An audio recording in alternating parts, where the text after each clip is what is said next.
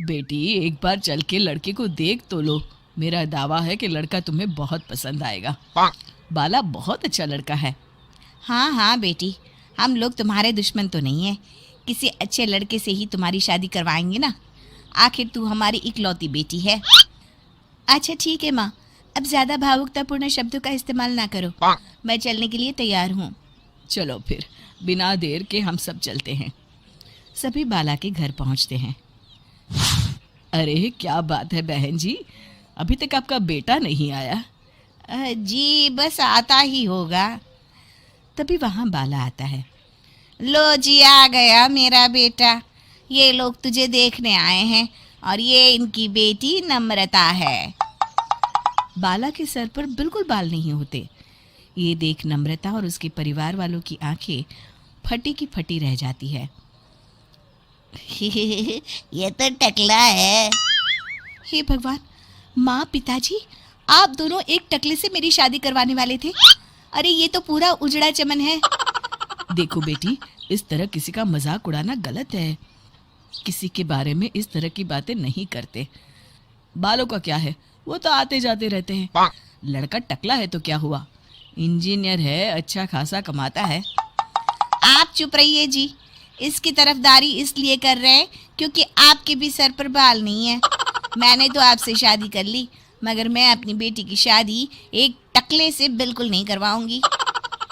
अरे ये क्या, कब से आप लोगों ने टकला टकला लगा रखा है? और माफ करना, तुम भी कोई हूर की परी नहीं हो। तुम लोग मेरे घर में आकर मेरी ही बेइज्जती कर रहे हो। निकल जाओ यहाँ से। हाँ हाँ तो जा रहे हैं ना, हमें भी यहाँ रुकने का कोई शौक नहीं है। नम्रता और उसके परिवार वाले उठकर वहां से जाने लगते हैं। तभी नम्रता का छोटा भाई जाते जाते कहता है, टकला, तेरा बाप टकला। और इस तरह बाला का रिश्ता टूट जाता है। फिर एक दिन सड़क के किनारे एक आदमी घूम घूम कर कंधी बेच रहा होता है। कंधी ले लो, कंधी, एक से बढ़िया एक कंघी ले लो, नए जमाने की कंघी ले लो। अरे भाई ये ले लो। घूमते घूमते वो बाला के पास पहुंच जाता है। अरे भाई साहब, कंधी लोगे क्या? ये लो। तभी उसकी नज़र बाला के सर के ऊपर पड़ती है। अरे माफ़ करना भाई साहब, आप इसे लेकर क्या करोगे? आपके सर पर तो बाल ही नहीं है, आपका तो स्टेडियम पूरा खाली है। चलता हूँ, कंधी ले लो, कंधी ले लो। कंधी वाले की बातें सुनकर बाला को बुरा लगता है। उस समय बाला को ऐसा महसूस होता है कि उसके लिए दुनिया में सबसे कीमती कोई चीज़ अगर है तो वो सिर्फ बाल है। बाला सड़क पर चलते हुए लोगों के बाल बड़े गौर से देखता है। चलते चलते बाला एक मंदिर के पास पहुंच जाता है। हे भगवान, तुमने ये मेरे साथ क्या किया? थोड़े से बाल अगर मुझे दे देते तो तुम्हारा क्या चला जाता? सारी दुनिया मेरा मजाक उड़ाती है।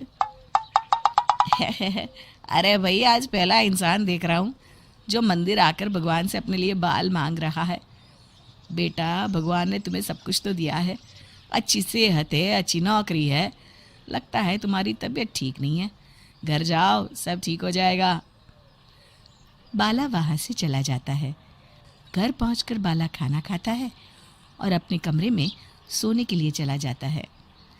फिर सुबह जब बाला सोकर उठता है तो आईने के सामने अपने आप को देखकर हैरान हो जाता है।